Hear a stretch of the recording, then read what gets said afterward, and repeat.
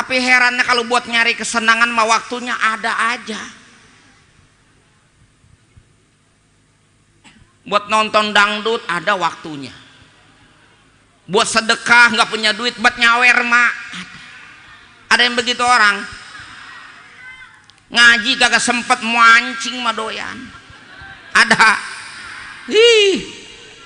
Paul dah.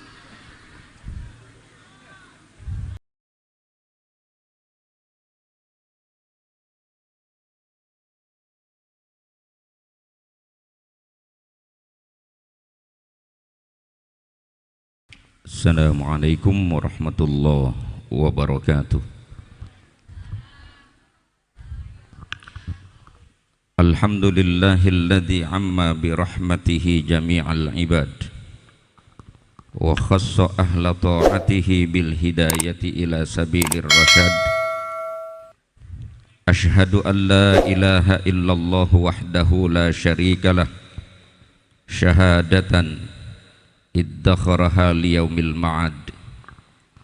Wa ashhadu anna sayyidana wa nabiyyana Muhammadan abduhu wa rasuluh muwaddihi tariqil huda wassidad. Allahumma salli wa sallim wa barik ala sayyidina Muhammad wa ala alihi wa ashabihi mi yaumina hada ila yaumil mi'ad. Hadratil mukarramin wal muhtaramin, para alim ulama, para habaib, para asatid, para guru, para orang tua, para tokoh masyarakat, bil khusus pengurus masjid dan panitia pelaksana, seluruh jamaah hadirin dan hadirat yang mudah-mudahan kita semua senantiasa dirahmati dan diberkahi Allah Subhanahu wa ta'ala. Saya ngos-ngosan jalan ini jauh banget. Sampai di sini baru berasa capeknya nih jalan. Pelan-pelan dulu ah. Kuat sampai malam enggak ini, Bu? Yang bener. Ini luar biasa ini jamaah ini. Mudah-mudahan dicatat oleh Allah sebagai amal ibadah dan diterima oleh Nabi sebagai tanda bukti kita cinta kepada Nabi kita Muhammad sallallahu alaihi wasallam. Tidak pulang kita dari sini kecuali Allah rahmati kita, Allah berkahkan segala usaha kita, Allah sembuhkan segala penyakit yang ada di antara kita, dan Allah ampuni dosa-dosa yang selama ini kita lakukan. Bapak Ibu saudara-saudara sekalian, nanti insya Allah gongnya ada di Kiai Fudoli. Saya cuman penghantar mukaddimah saja, bahwa di dalam meriwayatkan peristiwa Isra Mi'raj ini, Allah Subhanahu wa ta'ala firmankan dalam surah Al-Isra-nya itu tentang Isra-nya Nabi, dengan firman-Nya subhanalladzi asra bi'abdihi lailan minal masjidil haram ilal masjidil aqsa alladzi barakna haulahu linuriyahu min ayatina innahu huwas sami'ul basir. Itu ayat Isra-nya. Mi'rajnya ada di surah An-Najm. Walaqad ra'ahu nazlatan ukhra inda sidratil muntaha indaha jannatul ma'wa. Itu kalau dibahas semua dari ayat awal surah Al-Isra pindah ke An-Najm mungkin sampai subuh. Saya mulai di kalimat subhananya saja. Mudah-mudahan ternyampai kepada lafaz abdunnya. Perjalanannya nanti Ustadz Fudoli. Ngapa ini berubah? Subhana, di dalam Al-Quran kalimat subhana itu selalu hadir mengiringi peristiwa yang terjadi di luar jangkauan akal manusia. Allah menggunakan kalimat subhana. Dan itu bukan hanya untuk peristiwa Isra yang memang luar biasa, di luar jangkauan akal. Dalam kasus lain, seperti ketika orang-orang Yahudi membuat sebuah kesimpulan dan keputusan yang mereka yakini bahwa Nabi Isa adalah anak Tuhan, Allah subhanahu wa ta'ala membantahnya dengan kalimat subhanahu ayyakuna lahu walad. Maha suci Allah dari adanya Tuhan itu punya anak. Sama sekali tidak seperti yang disangkakan dan diyakini oleh orang-orang Yahudi bahwa Nabi Isa adalah anak Tuhan. Orang Yahudi ini mencoba untuk menjelaskan lahirnya Nabi Isa itu disebut sebagai anak Tuhan karena melihat sebuah fakta dan kenyataan bahwa kelahiran manusia dalam rentang waktu dari awal sampai akhir, dari produksi manusia pertama Nabi Adam yang berlanjut dengan reproduksi kelahiran manusia berikutnya, penciptaan manusia setelah Nabi Adam itu semuanya tidak bisa dilarikan dari fakta bahwa tidak ada perempuan bisa hamil tanpa laki-laki. Karena secara teoritis dan fakta, wanita itu memiliki indung telur, dan indung telur itu hanya bisa dibuahi oleh sperma, dan sperma itu adalah milik laki-laki. Des kesimpulannya tidak akan pernah ada perempuan hamil dan melahirkan anak bila tidak ada sentuhan laki-laki. Ini di sepatan ini, emang ada perempuan hamil nggak ada lakinya? Hah? Banyak. Kalau yang di sepatan ada perempuan hamil nggak ada lakinya, sebenarnya kalau itu mah bukan kagak ada, mungkin kebanyakan.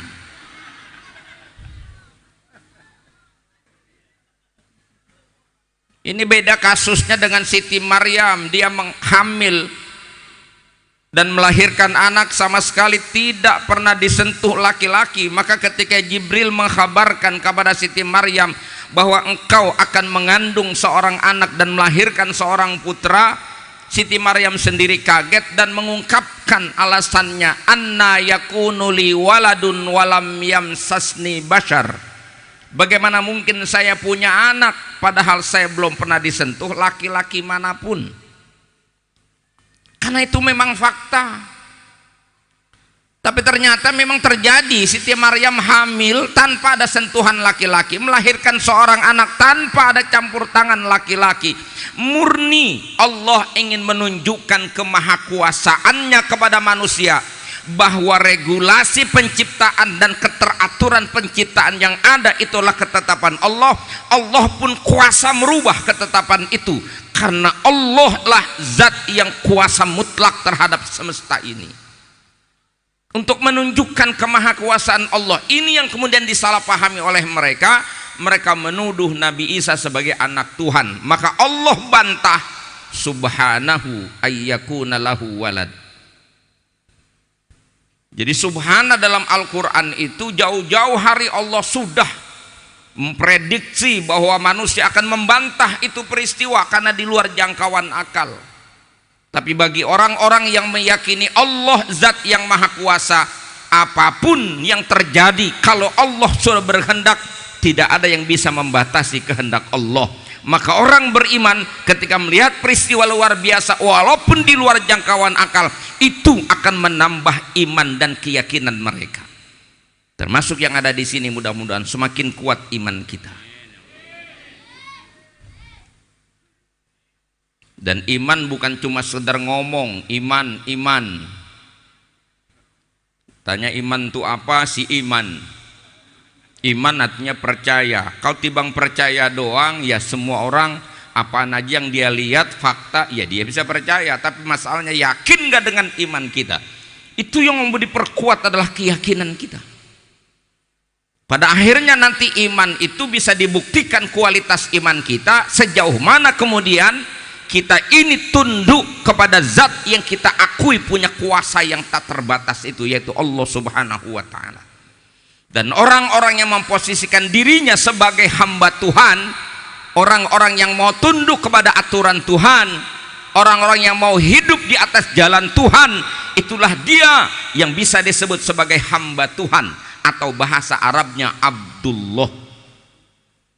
Menariknya, pada saat peristiwa ini terjadi dan terjadi pada diri Nabi kita Muhammad sallallahu alaihi wasallam, di ayat ini Allah tidak menyebut sosok Nabi Muhammad dengan namanya, sehingga kita tidak pernah ketemu ayat subhanalladzi asra bi Muhammadin. Dan Allah tidak menyebut juga pangkatnya Nabi dan kedudukannya Rasul. Allah enggak bilang subhanalladzi asra bi nabiyhi, dan Allah tidak bilang juga subhanalladzi asra bi rasulihi. Padahal siapa yang tidak tahu kalau Nabi Muhammad adalah Rasulullah? Siapa yang tidak tahu kalau Nabi Muhammad adalah khatamun nabiyyin? Bahkan beliau adalah sayyidul mursalin, khatamun nabiyyin. Kalau dalam bahasanya Syekh Nawawi Tanara dalam tafsir Munirnya, asyraful khalaq, manusia yang paling mulia di antara manusia yang ada. Tapi Allah tidak sebut itu, yang Allah sebut adalah abdunnya. Kenapa Allah sebut sisi abdunnya di situ? Menurut salah satu analisa seorang ulama Ahlus Sunnah, As-Sayyid Muhammad Al-Maliki, beliau mengatakan bahwa Nabi Muhammad kenapa disebut itu abdunnya? Karena beliau adalah manusia yang paling sempurna dan paling tinggi penghambaannya kepada Allah Subhanahu wa ta'ala.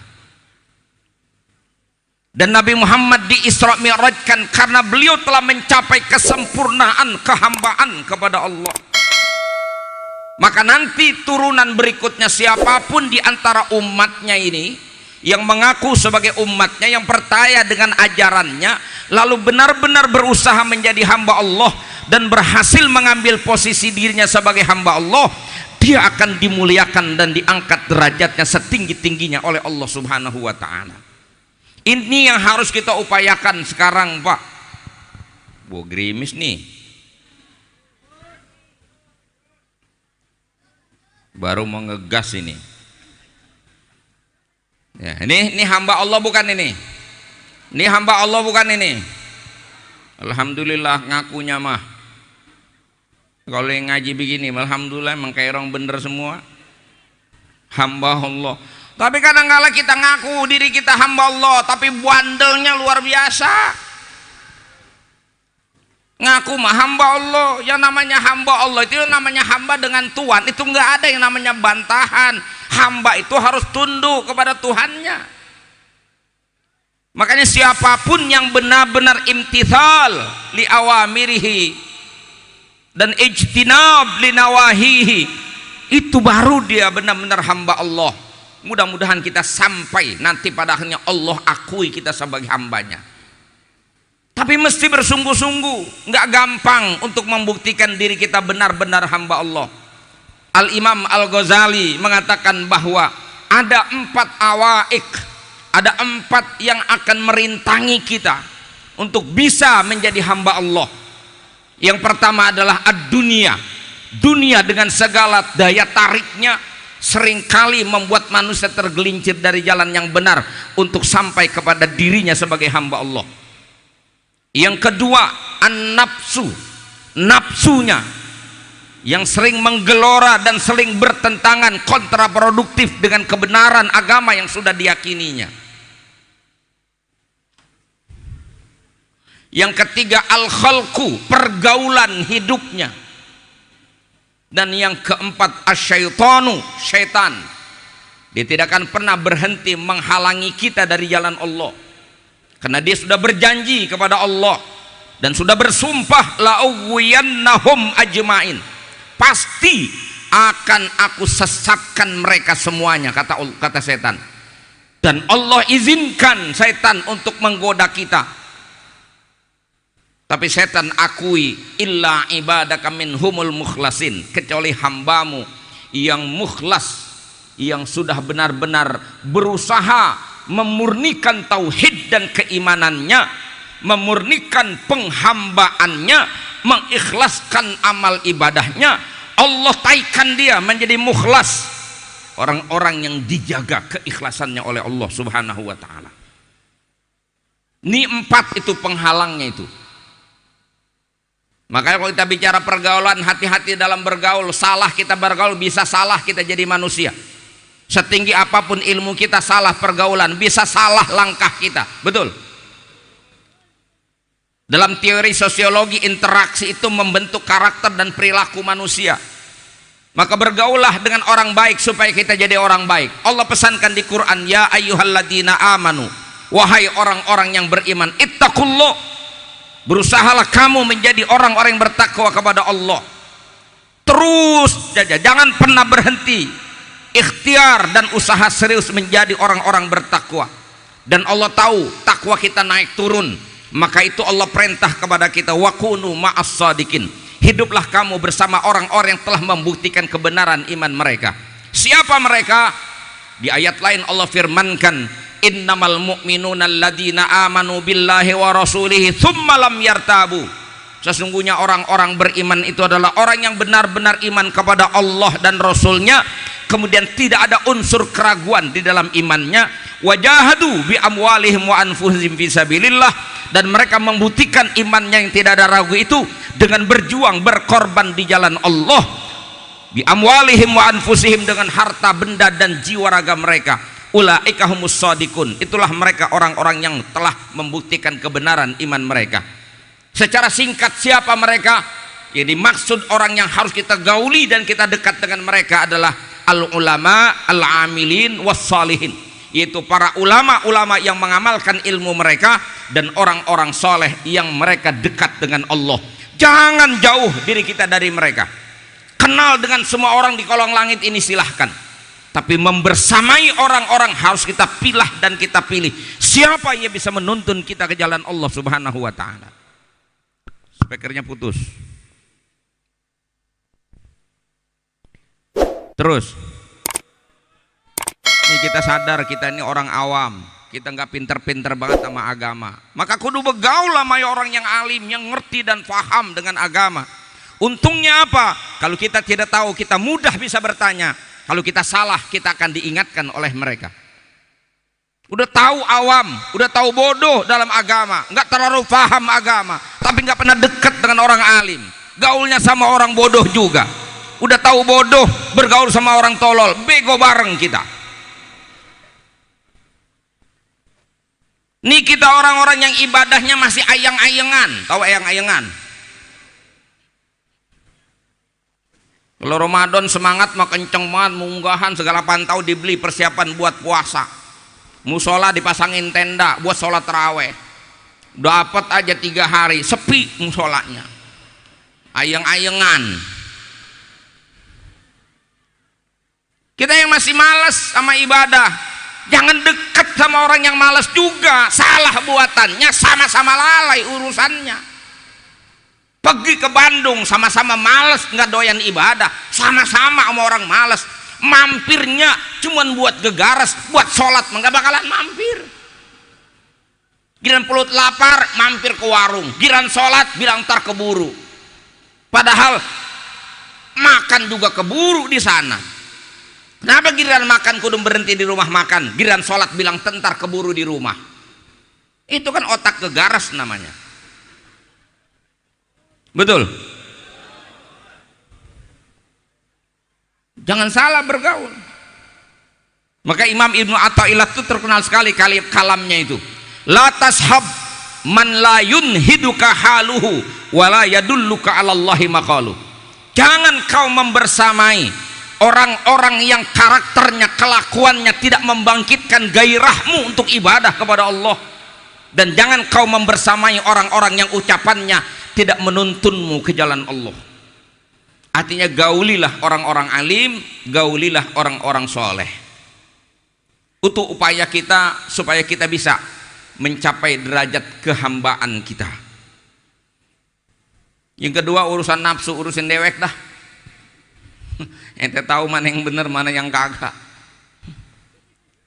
Dilatih besok sama puasa kita untuk ngeredam hawa nafsu. Contoh Bu, contoh. Tuh kenapa kita besok suruh puasa? Untuk ngeredam hawa nafsu.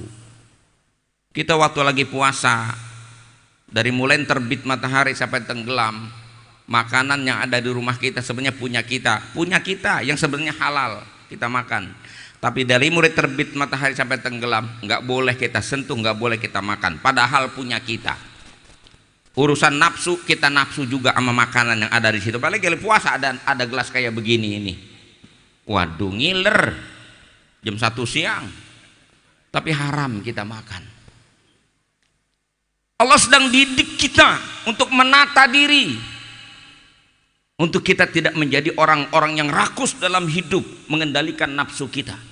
Logikanya adalah ketika makanan kita sendiri yang sebenarnya halal, haram kita makan karena kita sedang menjalankan tugas puasa kita, tugas penghambaan kita, kita tidak makan itu barang, kita anggap dia menjadi haram dan gak boleh kita makan. Itu punya kita, apalagi punya orang lain. Bini kita Pak halal, Bapak jam berapa jam punya hajat sama bini lagi masak Pak, suruh berhenti Pak, Bapak punya hajat, dia kudu nurut. Jaginya terika, copot dulu aliran listriknya, garap Pak, tuh bini Bapak. Tapi besok Ramadan nggak boleh, di siang hari nggak boleh diutik-utik. Logikanya apa? Bini kita saja yang halal, saat kita ingin menjadi hamba Allah, Allah larang kita sentuh. Itu bini kita, apalagi bini orang. Begitu. Itu namanya menata diri. Udah. Setan, nafsu udah. Setan udah, nafsu udah. Apalagi dunia sekarang. Nih. Ini urusan yang kalang kabut ini.